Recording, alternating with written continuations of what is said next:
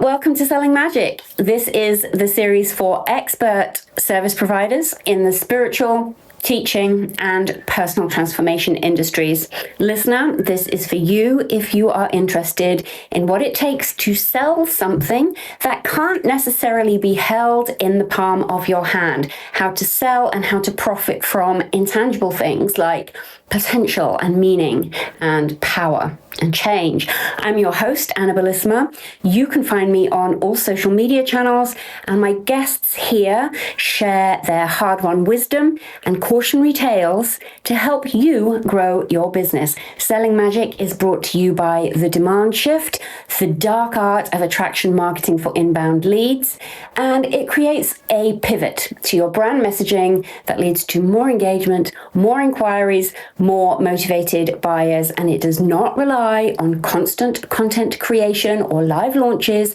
and it works on any platform or any medium you prefer. To learn more, you can read about it at thedemandshift.com. That's thedemandshift.com. Today's guest is Bianca Craig, also known as the Obsidian Corona. She is an esoteric advisor with roots in Spanish playing cards, and Bianca has been providing practical, actionable, spiritual advice for 13 years. And it says here, my goal is to be a nexus for change, giving all my clients the tools to create their fate.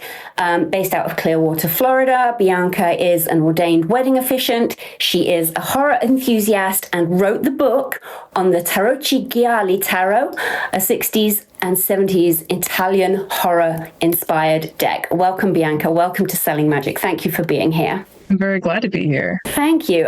So tell us, what is the best piece of advice you could give to someone just starting out in the business of selling magic, or the piece of advice you wish you had had 13 years ago when you started selling your spiritual services?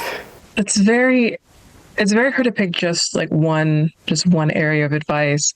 I would definitely say be comfortable talking to strangers. Networking is so immensely important, especially as a service provider, because again, we're not providing tangible goods. At least some of us aren't.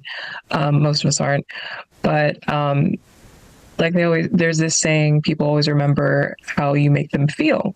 So if you feel comfortable talking to strangers and make them feel comfortable with you, build rapport, and develop trust with them, that is going to open so many doors for you. Building relationships with people, even outside of them being a direct client of yours, is going to help a lot, because first impressions or even second impressions can,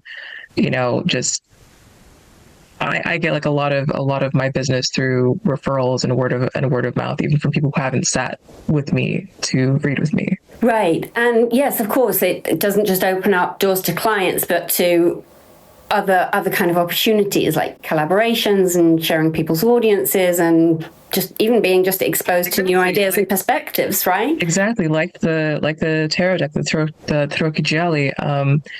The art is by Chain Assembly, so this is his concept. But he and I met at the St. Pete punk rock flea market, and he's an artist. He's done he had done a couple of different oracle decks and role-playing games and things like that. And I saw that he does tarot, and I was like, oh my gosh, there's someone tarot related here at this punk rock flea market. We kept in touch, and he specifically reached out to me to write for the manual, because he didn't know that I write that I am a writing enthusiast, that I write. He just reached out to me because I'm a professional tarot reader, whereas he's just a tarot enthusiast. He doesn't read himself. Right. We both learned about each other through that process. But now I'm officially a published tarot author. It's on store shelves. Incredible. That must be such a good feeling. Oh, unbelievably. And is this, so I'm just trying to think of what the big picture advice here is, networking maybe outside of your circles and not prejudging which group of people will necessarily be interested in connecting through your work. Is that fair? Absolutely that. I always I've been saying like that my job is talking to strangers for a living, and that has served me very, very well. So I've been to in-person networking events. I've been to like, virtual networking events like your group has brought immense value to me, and I constantly refer people to your group and your channel. Thank you so much. It's very, very important to be comfortable talking to people from like different age ranges, demographics, because someone someone who knows someone who knows someone. Right. Yes. Now, I have to ask you, where do you place yourself on the supposed introvert extrovert continuum? Definitely an extrovert. I'm always looking for new and interesting places to go to.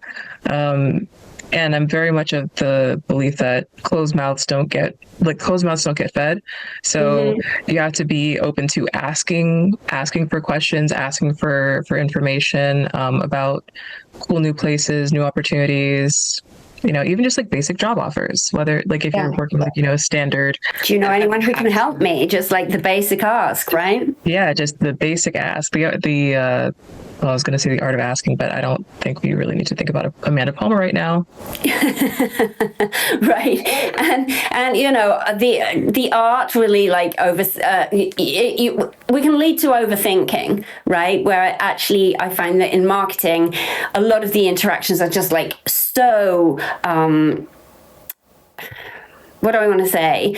So basic to our functioning in society, but when we start thinking about them as marketing, it's a bit like if somebody says, describe how you roller skate, and then in trying to describe it, you lose the ability. Or how do you ride a bike, and you all of a sudden can't explain how. It's interesting. I had a conversation with a client yesterday about different marketing strategies for extroverts and introverts. And we talked about how for people who are naturally energized by the presence of other people, in-person networking is just, so, I mean, I recommend everybody do it just because it gets you so in the habit of talking about your work fluently, right? And as you say, to lots of different people from different backgrounds. So you have to be able to explain it, like a child of 8 could understand it. Especially children. I feel like, especially because I do a lot of markets and just where I encounter people from different walks of life and age groups, like I have these like sparkly crystal balls, and I like let the children hold the crystal balls. And being kind to children always pays. Be kind to children, not just financial pay, but just energetically. Always do your best to be kind to children, because you'll be rewarded in ways that you didn't expect. True. I know you wanted to speak a little bit about the journey of entrepreneurship in terms of it being a journey of discovery of self-faith, a journey of discovery of community, in understanding our own values, and how the spiritual, the individual, the professional, personal practices kind of become inextricable from one another. Yes, absolutely. So many of my family members who don't really get or care for what I do, they have asked me like, oh, why haven't you or just insisted that I get a normal standard job. But I grew tired of having to worry about presenting myself in a way